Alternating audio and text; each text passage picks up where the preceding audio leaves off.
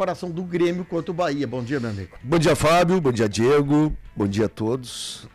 Semana de Copa do Brasil, definição dos 4 semifinalistas. Apesar do Corinthians e do América Mineiro jogarem só no fim de semana, esse jogo não vai ser no meio de semana. O América Mineiro venceu o primeiro jogo contra o Corinthians 1-0 e o Corinthians decide em casa, sábado, 4h30 da tarde, contra o América Mineiro. A gente vai ter amanhã um Flamengo e Atlético Paranaense. O primeiro jogo o Flamengo ganhou 2-1 do Atlético Paranaense do Maracanã. E esse jogo amanhã, 9h30 da noite, na Arena da Baixada. O Atlético tem que vencer por um gol de diferença para levar a decisão para os pênaltis. Se o Flamengo empatar, está classificado. E aí sai o adversário de Grêmio ou Bahia. Primeiro jogo 1-1 na Fonte Nova. E amanhã, 7 da noite, na Arena, toda a cobertura da Acústica FM, antes e depois do jogo. E a gente vai estar por lá. E o Grêmio precisa vencer o jogo. Precisa ganhar de 1-0 para classificar. Se tiver novo empate, decisão por pênaltis. O Bahia, diferente do Botafogo, né? O Bahia é inferior, só que é uma decisão.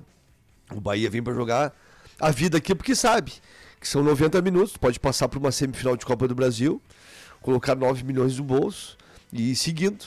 Então vai ser um jogo que o Bahia não vai se atirar contra o Grêmio, vai seguir o exemplo, eu vejo, do Botafogo. O que o Botafogo fez?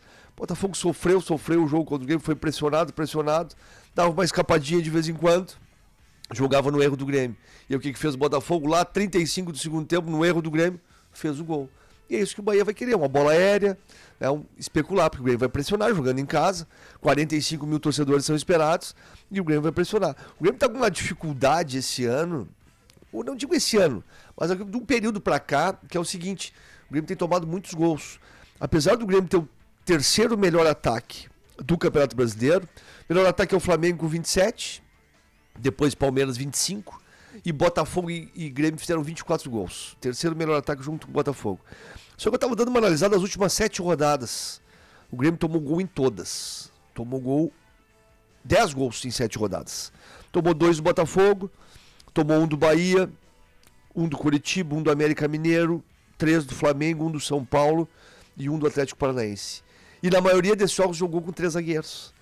Por vezes o Renato desfaz no meio do jogo essa situação de 3 zagueiros, que até que foi o caso contra o Botafogo. Aí estava perdendo, tirou o Kahneman ali, mas está tomando gols o Grêmio. O Grêmio não consegue ter uma vitória tranquila sem tomar gol. Tá tomando. Claro que teve um 5-1, né, o Grêmio fez no Curitiba. Aí foi um jogo tranquilo, tomou um gol, mas foi tranquilo. Mas os demais não. Então o Renato tem que ver isso aí também, essa situação. O time ataca bastante, a gente sabe que ataca, porque, como eu disse, tem o terceiro melhor ataque, mas tem uma situação defensiva que preocupa um pouco, porque está tomando gol em todos os jogos. Para o jogo de amanhã, a grande dúvida, Luis Soares, não sabe se vai jogar, se não vai, como vai ser a situação. Deixa no banco ele, Flávio. Está recuperado. Não, acho que o Luis Soares tinha que jogar no sacrifício, como tem jogado, e depois deixa o Luis Soares ir para Barcelona, consulta o médico vai dizer, tu tem que fazer cirurgia, não pode jogar mais, ou tu tem que fazer um tratamento da seguinte forma por tanto tempo, e é para ter uma definição. É que assim, não dá para deixar o jogador também jogando com essa dor toda, né? Porque fica até uma situação ruim, assim, vendo o jogador uma cara de sofrimento, uma cara de dor. Não tem como tu desempenhar em alto nível, apesar dele, né, ser de outra prateleira em termos de qualidade no futebol. Até com o joelho estourado ele joga melhor que a maioria dos atacantes do futebol brasileiro. Só que não dá pro cara conviver com essa dor todo o tempo, né? Desempenhando a sua função. Então tem que ter uma solução, não digo definitiva, porque na idade dele, definitivo, talvez uma cirurgia, mas uma cirurgia que pode ser que aconteça e ele nem joga mais futebol, né? Não sabe como é que vai ser uma recuperação, esse tratamento com células-tronco que é colocado, que pode ali refazer a cartilagem, né? Notícias que tem, eu sou leigo no assunto, não entendo, mas o que a gente ouve, né, de médicos e especialistas lá em Barcelona, então é por aí. Então o Grêmio tem que ter nesse jogo contra o Bahia uma estabilidade defensiva, não tomar gol, né? Tem que ter mais eficiência no ataque, porque o Grêmio vem vários jogos criando muitas oportunidades e não fazendo os gols, né? Então tem que fazer para matar o jogo. Opções no banco, o Renato não vai ter mais o Vina. Esse jogo ainda vai ter o Vina, está sendo negociado com o futebol da Arábia, e aí veio agora o Iturbe, que foi apresentado ontem, vai ser para suprir ali. O Vina também nos últimos jogos não jogou absolutamente nada. Esse jogo mesmo, quando o Botafogo foi uma peça nula, e os outros que entrou também. No início, quando chegou, até foi bem.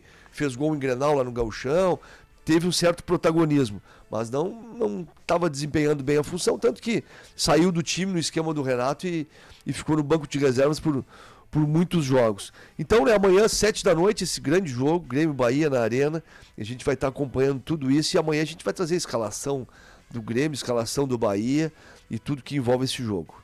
Fábio, falando de Internacional, eu falei das questões dos números do Grêmio, ataque e defesa. Como é que está o Inter no campeonato nessa situação? O Internacional tem um ataque que fez apenas 13 gols em 14 jogos. Então o Inter tem dificuldade em fazer gol. E essa dificuldade se deve pelo seguinte também: 13 gols em 14 jogos, menos de um por partida.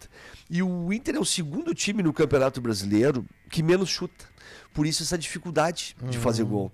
Então o Inter está produzindo pouco no ataque e tem dificuldade de fazer gol. Na tabela de classificação do Campeonato Brasileiro, o Internacional fez 13 e tomou 16.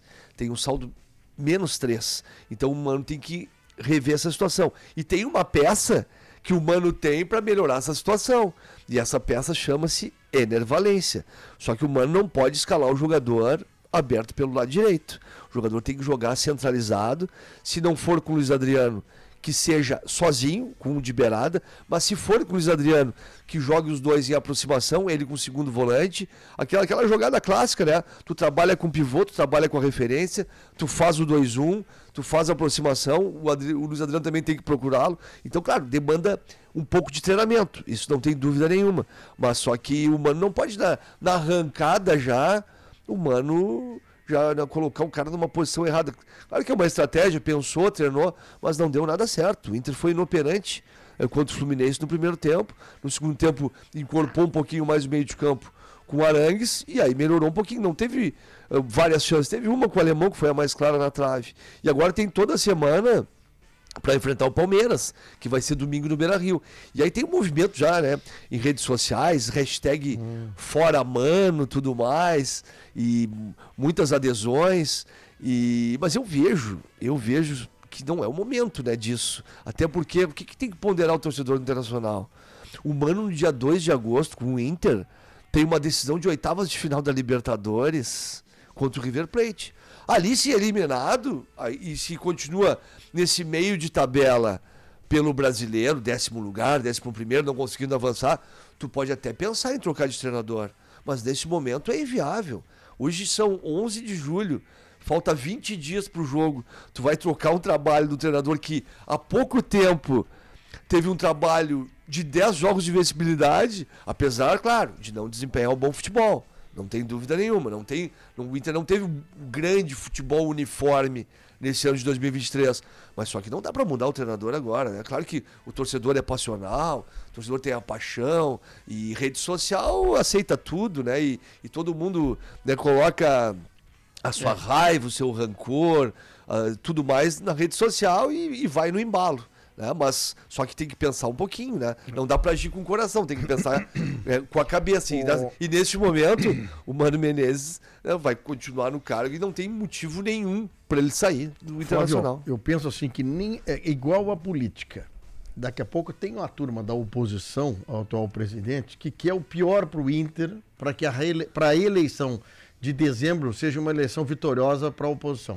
Não, e tem muitos que querem notícia, Fábio, assim, ó, quanto pior, melhor, né? É isso aí, né? A oposição, daqui a pouco tem isso, derruba o pé, cria confusão. Também. Pro ano que vem nós entrar aí no governo. Não, e tem muitos, né, comentaristas de futebol e entre tantos que ainda preferem torcedores vindos do interior, não torcedores, né, do futebol brasileiro. Mas o Mano Menezes, apesar do Inter ter sido eliminado da Copa do Brasil, mas o Mano Menezes classificou o time na Libertadores, invicto, e é bom ponderar. O Metropolitanos pegou, mas ganhou.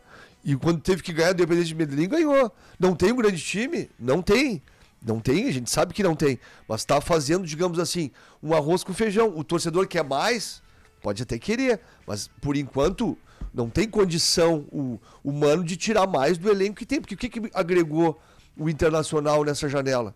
o Ener Valencia. E agora está contratando o Sérgio Rocher, o goleiro do Nacional. Mas ainda o Mano olha para o banco e tem ali agora o Arangues, mas não tem muita coisa mais para o Mano mexer. Esse jogo especificamente contra o Fluminense foi um exemplo, que não tinha o Alan Patrick, não tinha o Maurício, não tinha o Johnny, e aí faltou peças, né? Então, bem lembrado.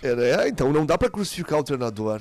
Então eu acho que segue o baile tranquilo, né? Não tem nenhuma cogitação disso. Isso é rede social. Eu tô repercutindo aqui o que eu vi ontem, em termos de notícia, em termos de mais visualizados, aquela história toda que tem, né? Fora Mano, hashtag Fora Mano, eu acho um absurdo, né? Um absurdo pensar nisso neste momento, tendo uma decisão com o River Plate, o Mano tendo Palmeiras, tendo o Bragantino e tendo o Cuiabá, 3 jogos para montar o time, melhorar o desempenho, principalmente do Valência, e agregar o Arangues nesse time. Eu acho que o meio de campo do Internacional tinha que ser o seguinte, tinha que ser, ao meu ver, Rômulo, Johnny, Arangues e Alan Patrick. Começar assim, não dá certo, o time está um pouco preso, dá para tirar um dos 3, Rômulo, Johnny ou Arangues, e coloca o Maurício, deixa o time, né, mais ofensivo. E aí, no ataque, eu colocaria, num primeiro momento, o Wanderson e o Valencia, para testar. Eu me lembro uma coisa, o torcedor vai lembrar, só vou me alongar um pouquinho mais, um pouquinho a coisa. Lembra do time do Grêmio, em 1996, que foi bicampeão brasileiro? O Grêmio tinha 2 segundo atacantes. E quem eram? Paulo Nunes e Zé Alcino. O Jardel tinha ido embora, que era o centroavante, Paulo Nunes e Jardel. E o Zé Alcino, que era um atacante de beirada, jogou com o Paulo Nunes. O Paulo Nunes foi goleador do Campeonato Brasileiro com 16 gols. E o Zé Alcino foi o segundo goleador do Grêmio campeão brasileiro. Dá pra fazer assim.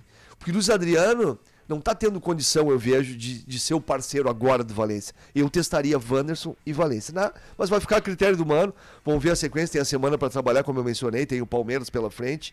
Então vamos ver o que acontece. Fábio, semana de Copa do Brasil, Grêmio amanhã em campo, Acústica FM na Arena.